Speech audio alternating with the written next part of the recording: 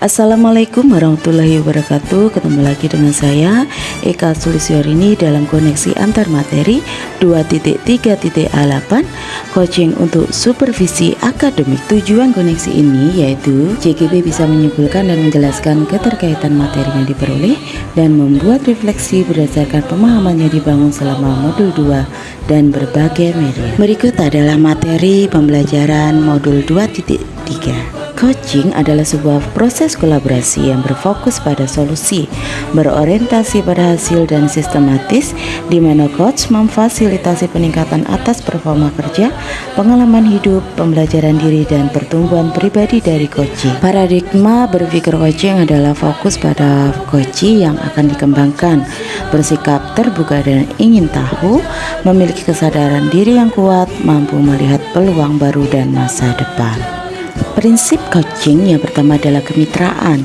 Dalam coaching, posisi coach terhadap coaching adalah mitra. Itu berarti setara, tidak ada yang lebih tinggi maupun lebih rendah. 2. Proses kreatif. Proses kreatif ini dilakukan melalui percakapan yang dua arah, memicu proses berpikir coaching, memetakan dan menggali situasi coaching untuk menghasilkan ide-ide baru. Yang 3 yaitu memaksimalkan potensi. Untuk memaksimalkan potensi dan memberdayakan rekan sejawat, percakapan perlu diakhiri dengan suatu rencana tindak lanjut yang diputuskan oleh rekan yang dikembangkan. Coaching dalam dunia pendidikan. Proses coaching sebagai komunikasi pembelajaran antara guru dan murid. Murid diberikan kebebasan untuk menemukan kekuatan pada dirinya dan peran pendidik sebagai among dalam memberi tuntunan dan memberdayakan potensi yang ada pada murid, tidak kehilangan arah dan menemukan kekuatan dirinya tanpa membahayakan dirinya. Sistem among di sini, guru menjadi semangat yang menguatkan keterampilan komunikasi guru dan murid dengan menggunakan pendekatan coaching. Tutwuri Handayani menjadi kekuatan dalam pendekatan proses coaching dengan memberdayakan Handayani atau harapan semua kekuatan diri padamu. Kompetensi inti coaching yang pertama adalah kehadiran penuh atau presence, kemampuan untuk bisa hadir utuh bagi coaching sehingga badan, pikiran, hati selaras saat sedang melakukan percakapan coaching. 2 yaitu mendengarkan aktif. Seorang coach yang baik mendengarkan lebih banyak dan lebih sedikit berbicara. Fokus dan pusat komunikasi adalah pada diri coaching, yakni mitra bicara. Yang ketiga yaitu mengajukan pertanyaan berbobot. Pertanyaan yang diajukan dapat menggugah orang untuk berpikir, menstimulasi pemikiran coaching, pemunculan hal baru, dan pengungkapan emosi. Berikut adalah alur tirta yang digunakan dalam coaching. T untuk tujuan utama, I identifikasi, R rencana aksi, dan T adalah tanggung jawab.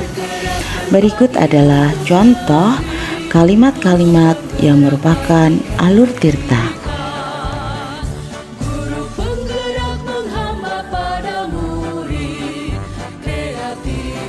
Supervisi akademik dengan paradigma berpikir coaching. Supervisi akademik perlu dimaknai secara positif sebagai kegiatan berkelanjutan yang meningkatkan kompetensi guru sebagai pemimpin pembelajaran dalam mencapai tujuan pembelajaran, yakni pembelajaran yang berpihak pada anak.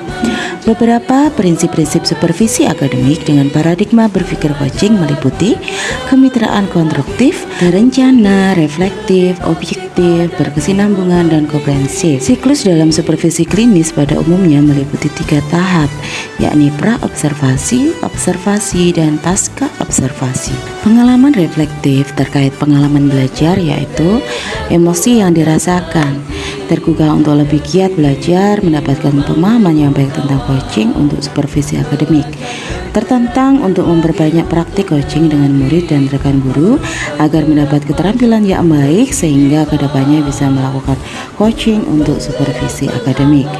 Yang sudah baik dan yang perlu diperbaiki yaitu mendapatkan pemahaman materi coaching dengan yang sudah dipraktikkan. Yang perlu diperbaiki terkait dengan kompetensi menjadi coach yang baik, terutama untuk mengajukan pertanyaan berbobot pada coaching.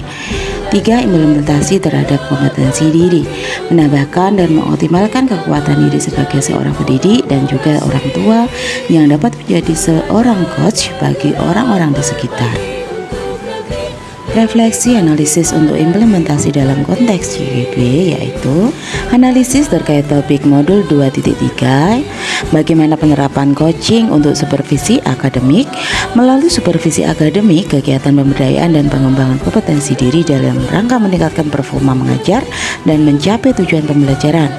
Coaching dibutuhkan sebagai peningkatan motivasi atau komitmen diri seorang guru, sehingga kualitas pembelajaran meningkat seiring meningkatnya motivasi kerja para guru. Coaching sebagai kompetensi membangun kemitraan. Kemitraan dalam menjalani proses coaching dapat terbangun dan terbuka peluang akselerasi kesadaran yang mendorong tindakan aksi manakala dilandasi kepercayaan coach kepada coach. Dalam prosesnya, kita tidak perlu memandang kesenjangan jabatan karena dalam supervisi akademik terjadi proses kolaboratif antara supervisor dengan guru. Analisis terkait topik modul 2.3, apa tantangan implementasi coaching di sekolah? Seringkali supervisi akademik dilihat sebagai sebuah proses yang bersifat satu arah, apalagi jika supervisi akademik ini hanya terjadi 1 tahun sekali menjelang akhir tahun pelajaran. Supervisi menjadi sebuah tagihan atau kewajiban para pemimpin sekolah dalam tanggung jawabnya mengevaluasi para tenaga pendidik. Nah, bagaimana alternatif solusi untuk tantangan yang ada? Pada proses coaching, seorang coach lebih menekankan menjadi seorang pendengar aktif. Dengan sedikit mendominasi pembicaraan, seorang coach hanya melontarkan beberapa pertanyaan yang merangsang ide melalui jawaban dari seorang coach. Dibutuhkan sebuah keterampilan berkomunikasi yang lebih baik untuk melakukan coaching, lebih menekankan ketemuan komitmen untuk menyelesaikan masalah sehingga pada masa depan dapat lebih baik. Nah, berikut saya tampilkan refleksi koneksi antar materi 2.1 yaitu pembelajaran berdiferensiasi. Dalam pembelajaran berdiferensiasi diadakan pemetaan dengan 3 cara, yaitu minat siswa, kebutuhan belajar siswa, dan profil belajar siswa. Pemetaan ini digunakan oleh seorang coach sebagai data dalam proses coaching sehingga murid mampu mengoptimalkan potensi yang ada dalam dirinya untuk menemukan solusi terbaik. 2.2 Pembelajaran sosial emosional. Ada beberapa hal yang harus dipahami dalam KSE, yaitu kesadaran diri, pengelolaan diri, kesadaran sosial, keterampilan berelasi, pengambilan keputusan yang bertanggung jawab. KSE menggunakan seorang pendidik sebagai coach dalam proses coaching terhadap coach agar terjadi pengendalian diri dan emosi untuk coach dan coach, serta menimbulkan rasa empati dan rasa sosialisasi serta mengambil keputusan yang tepat. Nah, peran sebagai seorang coach di sekolah dan keterkaitannya dengan materi sebelumnya di paket modul 2 yaitu pembelajaran berdiferensiasi dan pembelajaran sosial emosional. Di dalam kompetensi coaching dan Tirta sebagai alur percakapan coaching mewajibkan kita sebagai coach untuk dapat melakukan kearifan penuh, salah satunya dengan kegiatan stop dan mindfulness listening yang telah kita pelajari di modul 2.2. Pembelajaran sosial dan emosional, salah satu prinsip coaching adalah memaksimalkan potensi dan memberdayakan rekan sejawat. Percakapan perlu diakhiri dengan suatu rencana tidak lanjut yang diputuskan oleh rekan yang dikembangkan, yang paling besar kemungkinannya berhasil. Karena potensi coach beragam, maka keterampilan sosial emosional diperlukan untuk memaksimalkan potensi coach. Nah, demikian yang dapat saya sampaikan. Jika ada salah kata saya mohon maaf. Wassalamualaikum warahmatullahi wabarakatuh. Guru penggerak, tergerak, bergerak, dan menggerakkan.